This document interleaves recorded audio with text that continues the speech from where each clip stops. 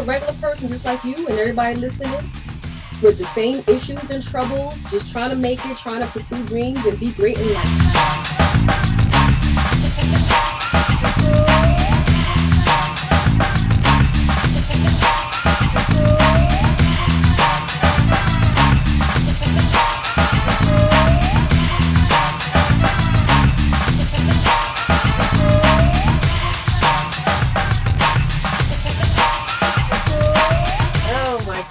The tricks of the trade.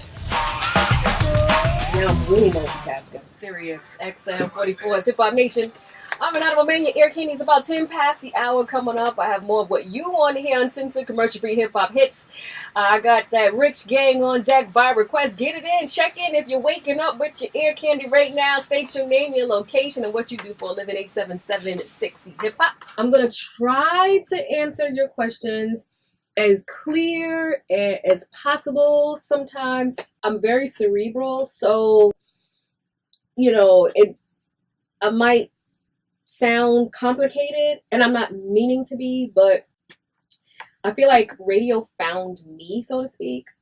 It was never something that I pursued or wanted to get into. I was a TV film girl. I am still a TV film girl. I am a filmmaker.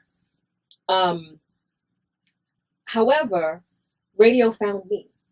And somewhere down the line, I realized it's pretty much all the same in terms of the purpose. I am still a storyteller. I am still a communicator.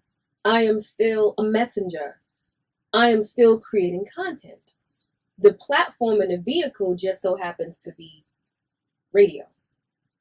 Not, let's say, film or TV. And that's even changing now because you got a camera on my face. So there are cameras in the studio now, so radio is visual today. So I guess to answer your question, when did I find the passion to do it? It was more so about me understanding what it was, and finding my voice and who I am and who I want to be. That's very important. A lot of people want to do this, and they don't even know who they are, and they don't even know what their voice is yet, Is it important to get your voice heard? Why is it important to get my voice heard? Mm-hmm. It's not important to get my voice heard. Like, who am I? You have the platform. It's not important, but I do have the platform, So I believe all good things is a blessing from God. God blessed me with this. What am I going to do? Spit in God's face and say, no? You get what I'm saying? I'm just a regular girl. I'm a regular person just like you and everybody listening with the same issues and troubles, just trying to make it, trying to pursue dreams and be great in life. And whatever you do for a living, that's what you do. And this is just what I was blessed with. So what am I going to do other than try to be great at it? You get what I'm saying? Forgive me. It's not about me. It's about the people that I serve every day. Who cares about what I think? It's about everybody else. I was you acted in a movie recently, right? 2015. How'd you know that? Research. I did. How was the experience? It was beautiful. I love the arts. This is a part of the arts. I love the arts, and I've always wanted to act. I am an actress. I'm a SAG-AFTRA actress as well. And I got the opportunity a couple of years ago. I got a supporting role in an independent feature film. The film is called Know How, and it's about the New York City foster care system and how it's broken. So I was drawn to the project because it's an important topic, and I just really love that students or youth, they actually wrote. Well, the film is based on a play. So these students, they wrote the play, and they're the stars of the film. So I just love that, and the experience was great. It's always great to be on a movie set and learn from great directors and great people around you, and I hope to do more of that. Have more film roles. How do you look at health and fitness? Is it something you do just for looks? Or is it like hell yeah, I do it just for look. No, I'm joking. Well, I have my trainer with me, J.R. Allen. He trains Mary J. Blige. So, JR. Good. You know what? I've always been into fitness and athletics and sports. Growing up, I was into basketball. I wanted to play basketball, but I'm short, so that didn't work out. And I've always been on a slim side. So just, growing up, I was into it, but then as I got older, I remember going to the doctor at one point, and the doctor told me, you have high cholesterol. The doctor told me, like, yo, you might be slim, but it doesn't mean that you're necessarily healthy. And from that point on, I cut red meat out of my diet. I cut pork out of my diet. And from then on, I have been on this fitness thing where I do want to be fit and I want to be healthy. And I want to look good. Yes, of course. I want the hourglass shape. Of course. Who doesn't? But for me, it's a matter of striving for healthy. Right, JR? You're right. Because guess what? When you're healthy, the hourglass shape is just it's a byproduct of eating right, living right, because it's mind, body, soul, and you're right. Like, I want the hourglass shape, but I'm not gonna go pay for it. Exactly. I want it the healthy way, Exactly. Yeah, and it's fun. Working out is fun. I enjoy it. I enjoy when he's not training me. That doesn't sound right. Because it makes it seem like I'm not a good trainer. No, he's a great trainer. That's the problem. And I don't want to do the work. JR, well, what do you think about a lot of women going to overseas to get work done? How do you feel about that?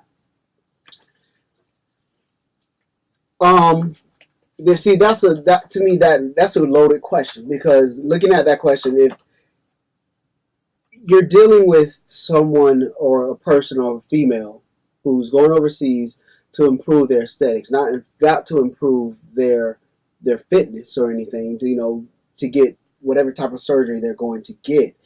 If it's a self-esteem issue, that means it has something to do with your internal being, as in your mind. Like, how do you feel about yourself? Are you doing this to boost up your self-esteem? Are you doing this to impress your husband or your boyfriend, or to get a man? So that's why it's a loaded question. So if that's what you want to do, that's what you do. Will I support somebody doing it? It all depends on what angle they're going about doing it. Okay. And let me say this too. For me, and I don't say this to be offensive to anyone out there, but I see what's out there, and I don't want to look like that. I'm just gonna be honest.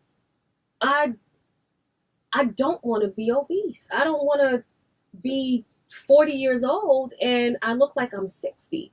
You have some young people walking around and they look like they're 20 years older than what they are. Mm-hmm. I say it all the time. I don't want that.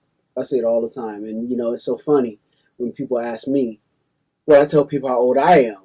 It's like, I'll be 37 next month. And the first thing was like, what?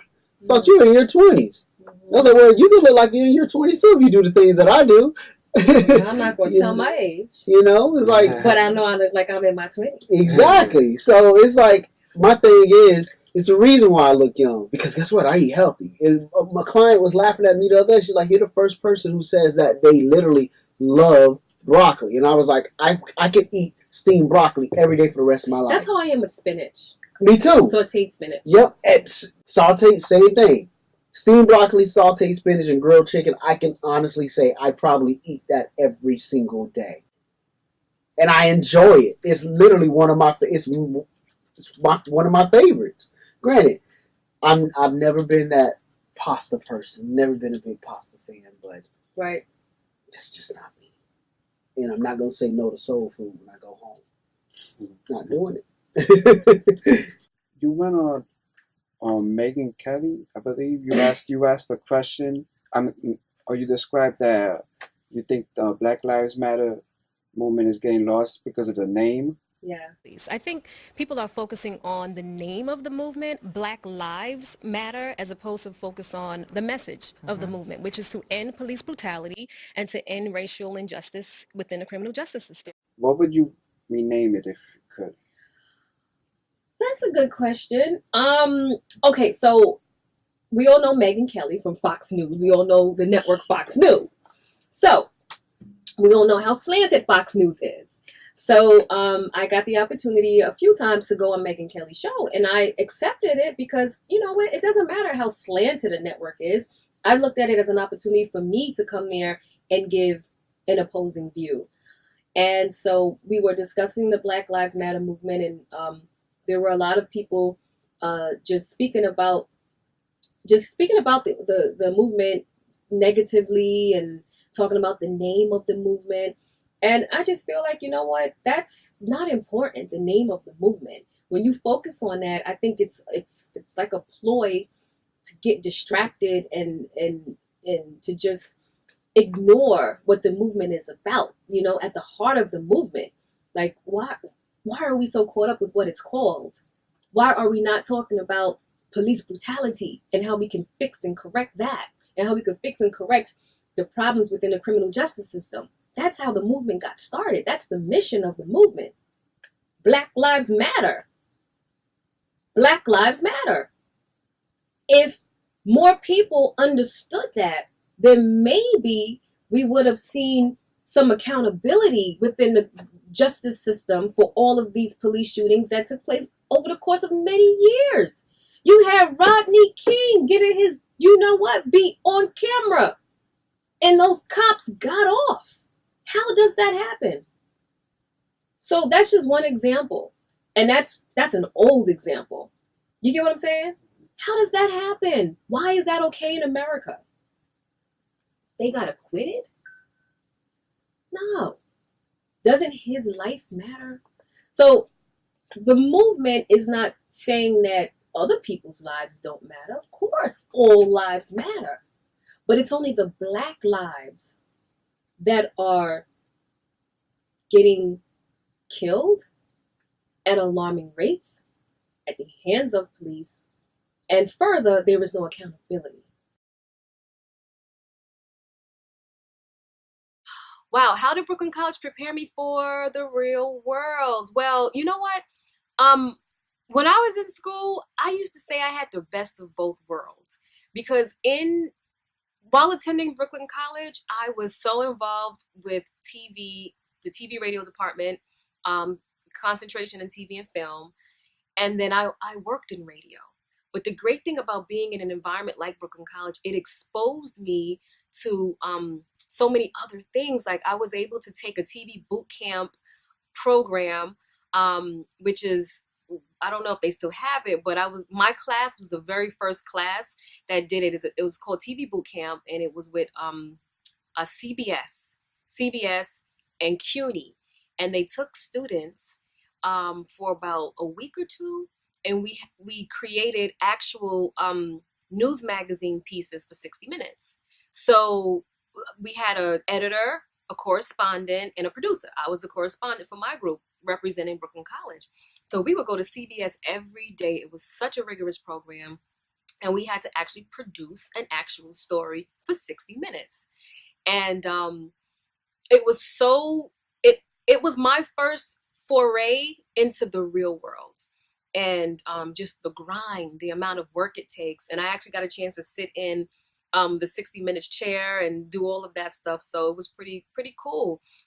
So just having experiences like that, it really prepared me. It gave me just a lens into the industry in the real world. But I have to give the most of the credit to Professor Idine Sosa.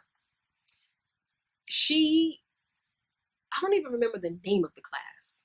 It was a video production class that I had with her when I first met her.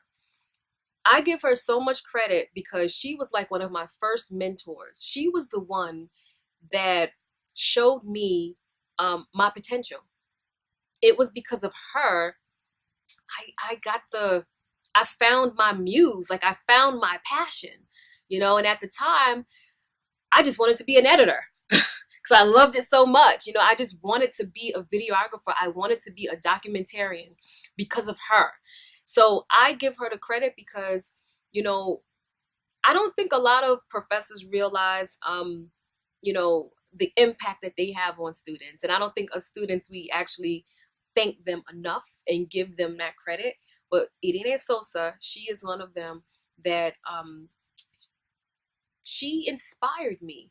And it was because of her, I wanted to pursue a career in media or in broadcasting, or it was because of her, I knew that I could do it because of Irene Sosa. So hopefully that answered your question. You know, how did Brooklyn College prepare me? You know what? Irene Sosa played a huge role in that. We have come to that time of the show when we must part ways, folks. I so thoroughly enjoyed you, although I do each and every day. Shout out to all of you listening around the country and around the world. All of you that were tuned in today on social media, on Facebook Live. I appreciate you had a good time. And I want to thank Jason as well for helping out in studio. And shout out to all the college students out there just with dreams and aspirations trying to get into this business of media. You know not what you're trying to get yourself into. I'll just say that. I'm Renada Romain. You guys can connect with me online. I'm there right now. I'll be back in the morning, God willing, 6 a.m. Eastern. Till then, enjoy the rest of your day. It's what you make it. So make it count. Mwah.